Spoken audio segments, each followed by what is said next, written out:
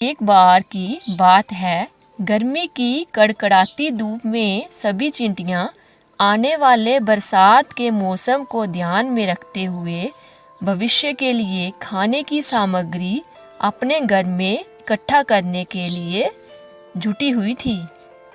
इतनी भयंकर गर्मी में भी कड़ी मेहनत करते हुए इन चींटियों को एक आलसी टिड्डा देख रहा था और आराम से लेटा हुआ अपनी मस्ती में गाना गा रहा था। टिड्डे को इस तरह देखकर चींटी बोली, टिड्डे भाई, तुम भी कुछ मेहनत क्यों नहीं करते?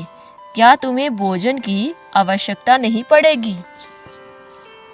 चींटी की बात सुनकर टिड्डा हंसने लगा और बोला, कल की कल सोचेंगे, अभी से चिंता करने की क्या ज़रूरत है? मैं तुम्हारी तरह लालची नहीं हूँ जो इतनी गर्मी में अपनी जान को आफत में डालूं। मुझे देखो, मैं खा पी कर मस्त हूँ, जिंदगी के मज़े ले रहा हूँ। इतना कहकर टिड्डा फिर आलसी बनकर बैठा हुआ गुनगुनाता रहा। उसे चींटियों की बात समझ नहीं आई। गर्मी अपना रूप दिखाकर चली गई। बरसात का मौसम आ गया।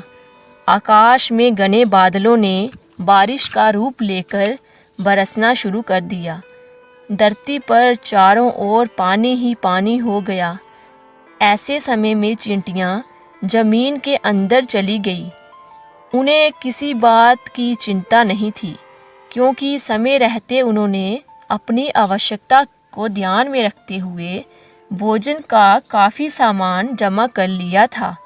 वह बिना किसी चिंता के आराम से समय बिताने लगी।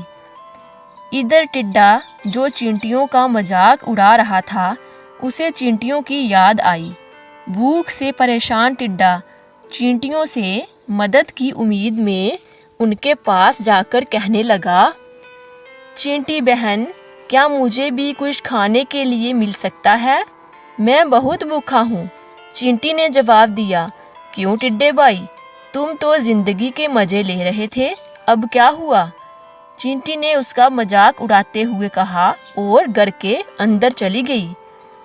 टिड्डे को समझ आ गया था कि समय रहते अगर हम मेहनत नहीं करेंगे और बचत करके नहीं चलेंगे तो अंत में सिर्फ पछताना ही पड़ेगा। इस कहानी से हमें यह सीख मिलती है कि मेहनत करने वालों की कभी हार नहीं होती।